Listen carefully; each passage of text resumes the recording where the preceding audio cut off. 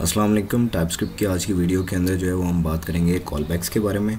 कॉलबैक्स basically हम use क्यों करते हैं, उनका काम क्या है, वो किस तरीके से काम करते हैं, ये सारी चीज़ों को देखने के लिए हमें पहले ये समझना पड़ेगा कि कॉलबैक्स की हमें ज़रूरत क्यों पड़ती है। लेट्स से कि मेरे पास जो है वो यहाँ पर एक फ़ंक्शन है।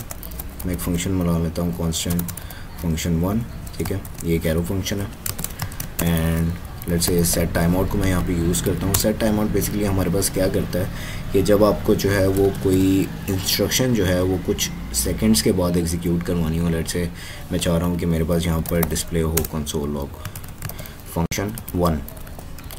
फंक्शन 1 जो है वो मेरे पास थोड़ा सा डिले लेके डिस्प्ले हो। अफेक्ट्स के लिए जो है हम क्या करते हैं कि हम थोड़ा सा टाइम लगाते हैं। तो यहाँ पे मैं चाह रहा हूँ कि 1 सेकंड के बाद जो है वो फंक्शन 1 डिस्प्ले हो, उसके बाद यहाँ पर कोई फंक्शन 2 हो, वो फिर जो है वो एग्जीक्यूट हो, ठीक है। वो सिंपली जो है वो फंक्शन 2 एग्जीक्यूट हो, कंसोल लॉग फंक्शन 2, ठीक है, फंक्शन 2। सो अब नॉर्मली हमारी सेंस तो ये कहती है कि पहले जो है वो फंक्शन 1 को चलाएगा, ठीक है। फंक्शन 1 को चलाएगा, उसमें हमारे पास जो है वो 1 सेकंड के बाद फंक्शन 1 डिस्प्ले करवाएगा और उसके बाद जो है वो फंक्शन 2 को चला देगा, जैसे हम जिस सीक्वेंस के अंदर उनको हम बेसिकली हम कॉल करेंगे, ठीक है। सो लेट्स से हम देखते हैं कि जब हम इसको रन करते हैं तो क्या ऐसे ही एग्जीक्यूट होता है। इसको स्टार्ट करते हैं, उससे पहले हमारे पास फंक्शन 2 डिस्प्ले करवाया, उसके बाद हमारे पास उसने फंक्शन 1 डिस्प्ले करवाया, जबकि हम चाह रहे थे कि पहले फंक्शन 1 एग्जीक्यूट हो और फिर जो है वो फंक्शन 2 एग्जीक्यूट हो। अब इसके पीछे जो है ना बहुत लंबी चौड़ी जो है वो हिस्ट्री है, तो मैं इसको जो है वो सेपरेट वीडियो में एक्सप्लेन कर दूंगा। अभी फ़िलहाल के लिए समझ लें कि जो हमारा जावास्क्रिप्ट का या टाइपस्क्रिप्ट का जो हमारा कंपाइलर है या ट्रांसपाइलर ज़्यादा अच्छा वर्ड है इसके लिए, ट्रांसपाइलर क्या करता है कि हमारे पास कोड को इंटरप्रेट भी कर रहा होता है और कंपाइल भी कर रहा होता है। पहले वो क्या करता है कि लाइन बाय लाइन कोड को रीड करता है, ठीक है, इंटरप्रेटर की तरह। उसके बाद वो कोड को एक जगह पे कंपाइल करता है और फिर जो है वो रन करता है। अब यहाँ पे क्योंकि हम ऑपरेटिंग सिस्टम के ऊपर चला रहे हैं, ये जो ट्रांसपाइलर वाला काम है ये हमारे पास होता है ब्राउज़र के ऊपर। जबकि हम जब ऑपरेटिंग सिस्टम के ऊपर टाइपस्क्रिप्ट को या जावास्क्रिप्ट को चला रहे होते हैं और जैसे ही हम उसको जावास्क्रिप्ट के इंटरप्रेटर को इंस्ट्रक्शंस पास करते हैं तो वो कहता है भाईजान रोटी खुल गई है, जो इंस्ट्रक्शन आती जा रही है ना उसको खाते जाओ, ठीक है, यानी उसको जो एग्जीक्यूट करवाते जाओ। जो इंस्ट्रक्शन थोड़ा सा ज़्यादा टाइम ले रही है उसको क्या करो, उसको एक सेपरेट स्टैक के अंदर डाल दो, वेटिंग क्यू के अंदर डाल दो, ठीक है, ताकि जब वो उसका टाइम पूरा हो जाए, ठीक है, उसके साथ एक टाइमर लग जाता है, क्योंकि हमने यहाँ पे टाइमर लगा दिया ना कि 1 सेकंड के बाद जो है इसको एग्जीक्यूट करवाना। तो उसने क्या किया कि उसने जो है ना उसको एक वेटिंग क्यू के अंदर डाल दिया और उसके साथ एक टाइमर अटैच कर दिया कि 1 सेकंड बाद इस इंस्ट्रक्शन को एग्जीक्यूट करवाना है। और जो दूसरी एक इंस्ट्रक्शन है जिसको एग्जीक्यूट होने में टाइम नहीं लगेगा, उसको वो क्या कर रहा है कि वो उसको एग्जीक्यूट कर देता है। उसके बाद जब फंक्शन 1 का टाइम पूरा हो जाता है, जब उसके एग्जीक्यूशन का टाइम आता है, उसका 1 सेकंड पूरा हो जाता है, तो वो क्या करता है कि उसको ला के डिस्प्ले करवा देता है, ठीक है। सो इस वजह से जो है वो पहले फंक्शन 2 डिस्प्ले हो रहा है और फिर हमारे पास जो है वो फंक्शन 1 डिस्प्ले हो रहा है। अब लेट से हम क्या करते हैं कि हम जो है वो हम ये कह सकते हैं कि हम फंक्शन 2 को जो है वो एज अ पैरामीटर के तौर पे पास कर देते हैं फंक्शन 1 के अंदर, ठीक है। लेट से मैं यहाँ पे फंक्शन 2 रिसीव करता हूँ और क्योंकि हम टाइपस्क्रिप्ट यूज़ कर रहे हैं तो मैं यहाँ पे टाइप एनी दे देता हूँ। तो हम कहते हैं कि भाई सेट टाइम आउट जब चल जाए उसके बाद क्या करो, उसके बाद फंक्शन 2 को जो है वो एग्जीक्यूट कर दो, ठीक है। तो देखते हैं कि ये काम करता है या नहीं करता। फिर भी फंक्शन 2 पहले चल रहा है और फंक्शन 1 बाद में चल रहा है, ठीक है। अब इसके लिए हम क्या करते हैं कि हम जो है ना इस इंस्ट्रक्शन को सेट टाइम आउट के अंदर ही रख देते हैं, ठीक है। अब देखते हैं कि हमारे पास क्या होता है। अब हमारे पास पहले फंक्शन 1 चला, उसने 1 सेकंड के लिए इंतज़ार किया, उसने फंक्शन 1 को एग्जीक्यूट करवाया और उसके बाद जो है उसने फंक्शन 2 को चलाया। इसको ज़्यादा बेहतर नाम हम यहाँ पे भेजेंगे तो फंक्शन 2 ही, लेकिन जब हम रिसीव कर रहे होंगे तो इसको हम जो नाम जनरली दिया जाता है इसको हम कहते हैं कॉलबैक्स, ठीक है। या हम दूसरे फंक्शन को कॉल बैक कर रहे हैं, कॉल बैक, ठीक है, कॉल बैक्स।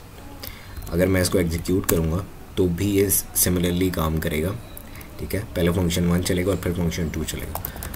अब ऑफ कोर्स कॉल बैक्स के बाद जो है वो हमारे पास प्रोमिसेस आए, प्रोमिस के बाद जो है वो एसिंग का वेट आया। इन सब को जो है हम डिटेल में डिस्कस करेंगे ऑफ कोर्स इस वीडियो के अंदर नहीं, बट मैं सेपरेटली एक्सप्लेन करूँगा ताकि जो है वो इजीली एक्सेसिबल हो ये सारी चीज़ें और मैच्ड अप ना हो सारी चीज़ें आपस में। ओके, सो ऑफ कोर्स जब कोई नई टेक्नोलॉजी आई है, लाइक प्रोमिसेस आए हैं कॉल बैक्स के बाद, तो कॉल बैक्स में कोई ना कोई इशू होगा तभी तो नई चीज़ आई है ना। कॉल बैक्स में इशू क्या है कि लेट्स से आपके पास ये फंक्शन 2 है, ठीक है, और वो ये बिल्कुल जो है वो सिमिलर है जैसे हमारे पास जो है वो फंक्शन 1 था, ठीक है। मैं इसको जो है वो फंक्शन 2 का नाम दे देता हूँ, और यहाँ पे मेरे पास कोई फंक्शन 3 आ जाता है, ठीक है, फंक्शन 3, और ये हमारे पास है फंक्शन 3, ये आ गया हमारे पास फंक्शन 2, ठीक है। तो फंक्शन 1 जो है वो एक कॉल बैक को कॉल कर रहा है 1 सेकेंड वेट करने के बाद। उसके बाद फंक्शन 2 है वो पहले अपनी इंस्ट्रक्शन एग्जीक्यूट करेगा 1 सेकेंड वेट करने के बाद, उसके बाद वो फंक्शन 3 को कॉल करेगा।